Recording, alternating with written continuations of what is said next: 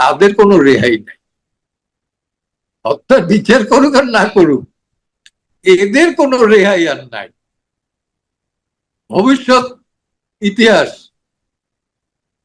এটা রচনা হয়ে গেছে। সরকার কিন্তু পুলিশ হত্যার হিসাবটা দিবে না, দেয় নাই, ইনুসের সময় দেয় নাই।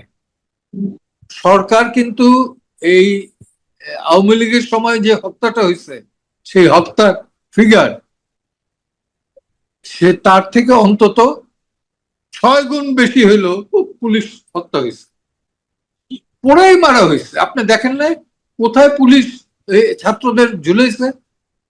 আশুলিয়া ঝুলায় নাই পুলিশকে, যাত্রাবাড়িতে ঝুলায় নাই পুলিশকে। এটা কি নৃশংসতা, অসভ্যতা, বর্বরতা, মধ্যযুগীয় অত্যাচার? এইটা তো সহ্য আমি না, কোন মুক্তিযোদ্ধাই সহ্য করবেন। বিএনপির মধ্যেও যারা মুক্তিযোদ্ধা আছে, আমি নির্ঘাত বুকে হাত দিয়ে বলতে পারি, তারাও এটা সহ্য করবেন। মনে মনে তারা থুতু ফেলবে, একদিন সুযোগ পাইলে পরে প্রকাশ্যে থুতু ফেলবে। আমলার ভেতরে এখন আপনি ম্যাক্সিমাম পাবেন যারা জামাতপন্থী। জুলাই আন্দোলনে যে পুলিশ সদস্যরা হত্যাকাণ্ডের শিকার হয়েছেন, সেটি তৎকালীন সরকারি দল আওয়ামী লীগের পুলিশ বাহিনীর কারো কারো দ্বারা হোক, অথবা আওয়ামী লীগের কোনো অঙ্গ সংগঠন নেতা কর্মীদের মাধ্যমে হোক, অথবা এই আন্দোলনকে কেন্দ্র করে যে ম্যাটিকুলাস ডিজাইন ছিল, সেই ম্যাটিকুলাস ডিজাইনের অংশ হিসেবে জঙ্গি আক্রমণের কথা আমরা শুনি। যারা আন্দোলন করেছে তাদের মধ্য থেকেও স্নাইপার রাইফেল ব্যবহার হয়েছে, এরকম তো অনেকের মুখ থেকে শুনেছি আমরা, এবং তার প্রমাণও কোনো কোনো ক্ষেত্রে পাওয়া গেছে। সেটি তৃতীয় কোনো পক্ষের মাধ্যমে এই পুলিশ সদস্য হত্যাকাণ্ডের বিচার হন না কেন, যেভাবে হন না কেন, তার বিচারটি হওয়া উচিত কিনা আপনি অবশ্যই। আমি তো আগাগোড়া বলে আসছি, আগাগোড়া কিন্তু আমি বলে আসছি যে আপনারা ছাত্র হত্যার কথা বলেন, মানুষ হত্যার কথা বলেন, কতজন পুলিশ হত্যা হয়েছে, কতজন, তার তালিকাটা দেন। আপনি যদি হিসাব করেন সরকারি হিসাব অনুযায়ী, সরকারি কিন্তু পুলিশ হত্যার হিসাবটা দিবে না, দেয় নাই, ইনুসের সময় দেয় নাই। সরকার কিন্তু এই আওয়ামী লীগের সময় যে হত্যাটা হয়েছে সেই হত্যার ফিগার সে তার থেকে অন্তত 6 গুণ বেশি হইল পুলিশ হত্যা হয়েছে, পুরাই মারা হয়েছে। আপনি দেখেন নাই কোথায় পুলিশ ছাত্রদের ঝুলাইছে? আশুলিয়া ঝুলায় নাই পুলিশকে, যাত্রাবাড়িতে ঝুলায় নাই পুলিশকে। এটা কি নৃশংসতা, অসভ্যতা, বর্বরতা, মধ্যযুগীয় অত্যাচার? গুলি করে হত্যা, এটা মধ্যযুগ, এটা আরো জঘন্যতম অপরাধ। এবং এটা তো প্রমাণিত, যখন এই জুলাই আন্দোলনের নায়কেরা, নায়ক বলি আমরা, জুলাই আন্দোলনের নেতা বলি বা সাবেক ছাত্র সমন্বয়ক বলি, তারা এই বিচারটি চাইছে না। তার মানে তাদের মাধ্যমে এই হত্যাকাণ্ডের বিচার হয়েছে, এটা এখন ওপেন সিক্রেট, যেটা বোঝা যাচ্ছে। নইলে পুলিশ হত্যার বিচার তারা চাইবে না কেন? যদি আওয়ামী লীগের পুলিশ বাহিনী অথবা আওয়ামী লীগ অঙ্গ সংগঠন নেতা কর্মীরা করে থাকতো, তাহলে তারা আরো দ্বিগুণ 10 গুণ আর জোরালো কণ্ঠের মাধ্যমে উচ্চারণ করতে যে পুলিশ হত্যার বিচার চায়। যেহেতু তারা এই বিচারটি চাইছে না, আমরা ধরে নিতে পারি এই হত্যাকাণ্ডের সঙ্গে পারি না। এটা তো তারা তাদের আত্মস্বীকৃত বহু ভিডিও আছে, অডিও আছে, ধরে নেওয়ার দরকার নাই। সিরাজগঞ্জের এনায়েতপুর না কোথায় যেন একটা 14 জন না 19 জনকে পোড়াই মারছে। একজন মহিলা কনস্টেবল, সে বলতেছিল যে আমি প্রেগনেন্ট, আমি অন্তঃসত্ত্বা, তাকেও মারছে। এরা কি মানুষ না অমানুষ? তো অমানুষদের যদি বিচার মানুষের সমাজে না হয়, তাহলে সেই সমাজটা কিসের, জঙ্গলের না পশুদের? এবং এই জুলাই আন্দোলনের অন্যতম সমন্বয়ক বা সামনের সারি একজন নেতা তো কয়েকদিন আগে বললো যে এসআই সন্তোষকে আমরা পুড়িয়ে হত্যা করেছি, থানা লুট জ্বালিয়ে রেখেছি, তারা প্রকাশ্যে বললো। রাইট, এটা তার আত্মস্বীকৃত খুনি। তাহলে এখন প্রশ্ন হচ্ছে যে কেন বিএনপি এটি করতে চাইছে না? বিএনপি এখন সরকার, নির্বাচিত সরকার হিসেবে তারা ক্ষমতায় রয়েছে, তারাও বা কেন এটি হত্যাকাণ্ডের, মানে এই হত্যাকাণ্ডগুলোর বিচার চাইছে না? এবং কেন তারা 71-এর মুক্তিযোদ্ধাদের সঙ্গে এই বিষয়টি সামনে নিয়ে আসছে? এইটা তো বিএনপির লোকজন বলতে পারবে, আমি তো বলতে পারবো না। আমার ধারণা হলো যে বিএনপি বোধহয় একটা ব্রিদিং আওয়ার চায়, একটা ব্রিদিং আওয়ার চায়। আস্তে আস্তে তো তারা অনেক জায়গা থেকে রিট্রাক্ট করছে, ফর এক্সাম্পল হুম, হুম, হুম, গণভোট। তো সেই রকমের একটা ব্রিদিং আওয়ার তারা চায় আমার মনে হয়। হুম, হুম, আমরা তো বরাবর বলছিলাম যে সংবিধান সংশোধন হইতে পারে, কিন্তু ফেলাই দেওয়ার মতো না।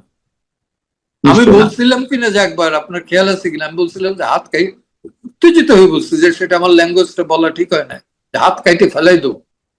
হুম, হুম, হুম, হাত কেটে ফেলাই দেওয়ার দরকার হয় না। তাদের হাতের এবং এই যে যে টাকা পয়সা খাইয়ে যেটা করছে, আমি বলবো যে দেশের জন্য তো কিছু নাই, আকাম কুকাম যেটা করিয়ে গেছে এখন হুম, তো হুম। বের হচ্ছে আস্তে আস্তে। আমার থেকে, যেহেতু আপনি জার্নালিস্ট, আপনি আমার থেকে আরো ভালো জানবেন। সেই ক্ষেত্রে তাদের কোনো রেহাই নাই, হত্যার বিচার করুক আর না করুক, এদের কোনো রেহাই আর নাই। ভবিষ্যৎ ইতিহাস এটা রচনা হয়ে গেছে। তারপর আপনি বলছেন যে মানে জুলাই আন্দোলনকে কেন্দ্র করে যারা ষড়যন্ত্রের অংশীদার ছিল, ষড়যন্ত্রের মধ্য দিয়ে নানান ধরনের হত্যাকাণ্ড ঘটিয়েছে শেখ হাসিনা সরকারের পতনের জন্য, তাদের রেহাই হবে না, যে কোনো এক সময় বিচার হবে। হবেই। হ্যাঁ, আমি আপনাকে আরেকটা বলি, একটা ক্লু দিয়ে দিই। ট্রাম্প আসার পরে সে একটা জায়গায় বলছে নিজেই, ট্রাম্প, যে হুম, হুম, বাংলাদেশে দুইটা জায়গায় একটা অর্গানাইজেশনকে দেওয়া হয়েছে $29 মিলিয়ন, রাইট। মেইনলি অধিকারকে। এবং এই অধিকারের একটা ভিডিও আমি পাঠিয়ে দিতে পারি আপনাকে। সেটা হলো যে তার সেক্রেটারি, এই এলান, হুম, হুম। সাম এলান, সে বলছে কিসের এখন আর 71-71, আপনারা জেলে যাওয়ার পর আর কি, আপনারা যখন আচ্ছা। জেলে তখন সে হুম, হুম, এটা হুম। বলছে কিসের 71-71, ওই জেডাই জেডাই খান পান্নারে ধরে না কেন এখন। আচ্ছা, তাই নাকি? এটা তো আমার জানা ছিল না, এই ধরনের বক্তব্য হ্যাঁ, দিয়েছে। হ্যাঁ, হ্যাঁ। এবং তাদের আচ্ছা। দেওয়া হয়েছে $29 মিলিয়ন অ্যাজ পার ট্রাম্প। আর দুইজন অধ্যাপক, ঢাকা ইউনিভার্সিটির কোন দুইজন অধ্যাপক, তারা হুম, এই হুম, টাকাটা হুম। কোথায় খরচ করলেন জানা দরকার। অবশ্যই। আরো একটা এই দেই আপনাকে, অধিকারের 3 জন ছিল কিন্তু এই এর উপদেষ্টা মন্ডলী। হুম। আদিলুর রহমান খান, ইয়ার আপনার। হাসান আরিফ ছিল অধিকারের প্রেসিডেন্ট, হুম। সিয়ার আবরার, হ্যাঁ, আর অসংখ্য তো ছিলই এসব। জি। আপনি ডক্টর ইউনূস সরকার কথা বলছিলেন যে তার নেতৃত্বে মুক্তিযুদ্ধকে আক্রান্ত করা হয়েছে, মুক্তিযুদ্ধের যে ইতিহাস বা আমাদের সামনের যে স্মৃতিচিহ্নগুলো সব ধূলিসাৎ করে দেওয়ার একটা ষড়যন্ত্র নিয়ে এসেছিল, রিসেট বাটনে প্রেস করেছিল। এখন তো আর ইউনূস সরকার নেই। এখন বিএনপি সরকারের সময় আমরা নানান সময় এই 1.5-2 মাসের মধ্যেই বেশ কয়েকটি বিতর্কিত বিষয় দেখলাম।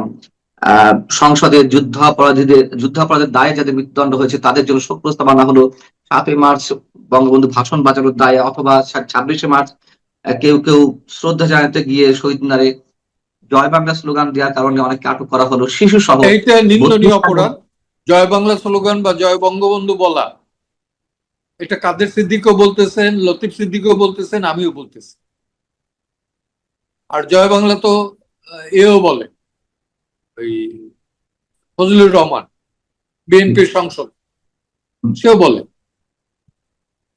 এবং আমার মনে হয় মেজর হাফিজও বলেন, জানি না। তো মুক্তিযোদ্ধা যারা, তাদের অন্তর থেকে তো জয় বাংলা স্লোগান এটা আপনি মুছে ফেলতে পারবেন না।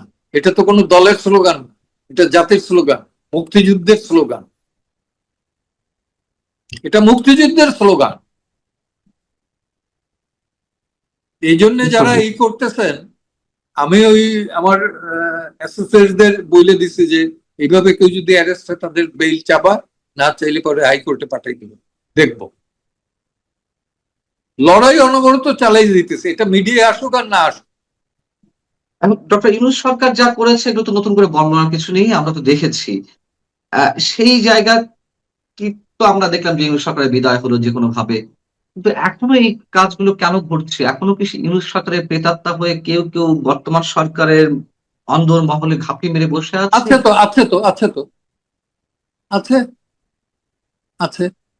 আচ্ছা। আমলার ভেতরে এখন আপনি ম্যাক্সিমাম পাবেন যারা জামাতপন্থী,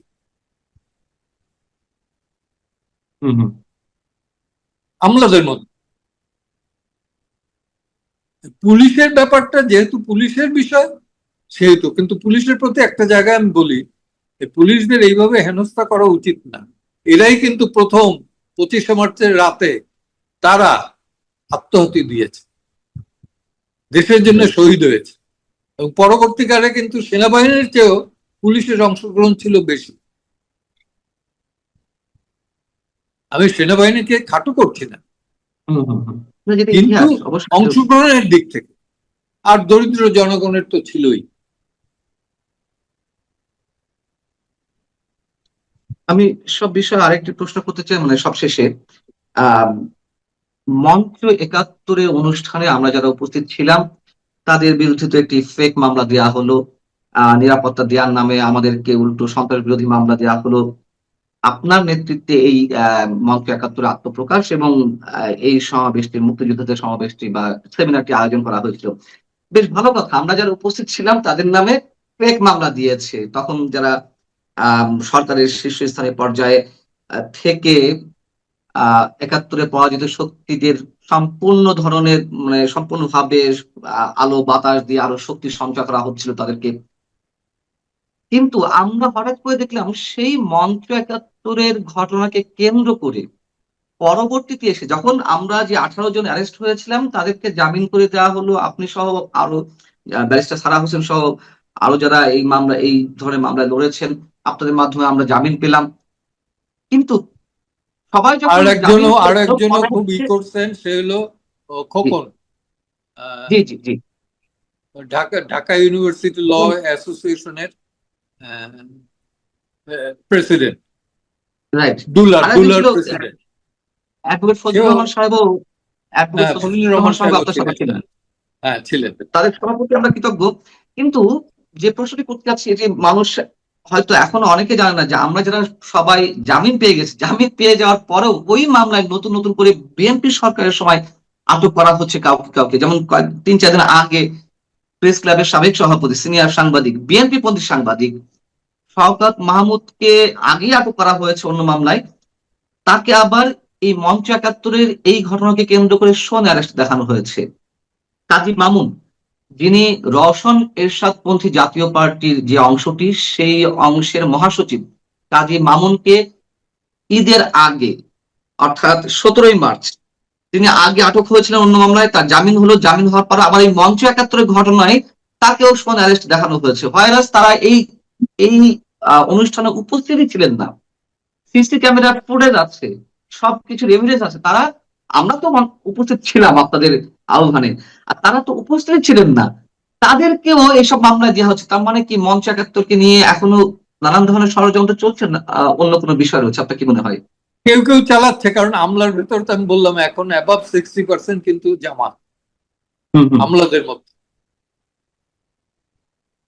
এক, দুই হলো যে আপনি নিজেই তো সাক্ষী, পুলিশকে তো ডাকছিলেন আপনি নিজেদের সেলফ ডিফেন্সের জন্য। পুলিশ এসে আপনাদের রক্ষা না করে সন্ত্রাস বিরোধী আইনে ঢুকে, সন্ত্রাস দমন আইনে ঢুকে দিল। তো এখন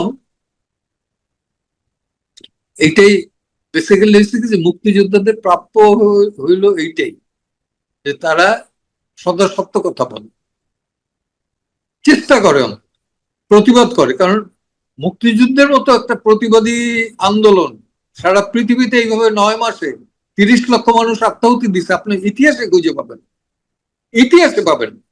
দ্বিতীয় বিশ্বযুদ্ধের যেটা, সেটা লং টার্ম, 6 বছর 7 বছর 8 বছর বয়সে যেটা মারা গেছে তা হলো 60 লাখ ধরা হয়, আর আমার এখানে 9 মাসে মারা গেছে 30 লাখ।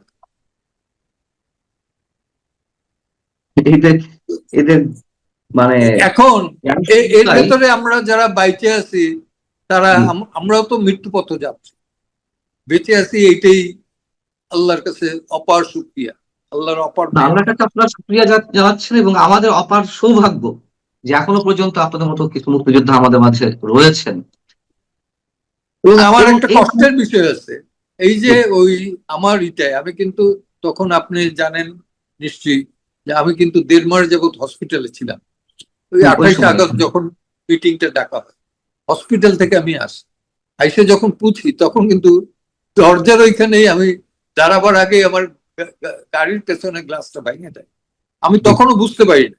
তারপর ড্রাইভার গাড়িটা টান দিয়ে সামনে নেয়, বলছে স্যার এরা কিন্তু, আমি বলছি যে এটা তো ড্রাগ এডিক্টেড। আমার কাছে তাই মনে হয়েছে, কারণ সবই তো ইয়াং, বুড়ো ধুড়ো কেউ দেখি। যারা মত ক্রিয়েট করেছিল, হ্যাঁ।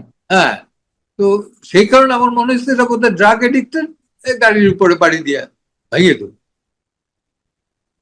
তো হঠাৎ করে তো আমি একটু চমকাই গেছি যে কিরে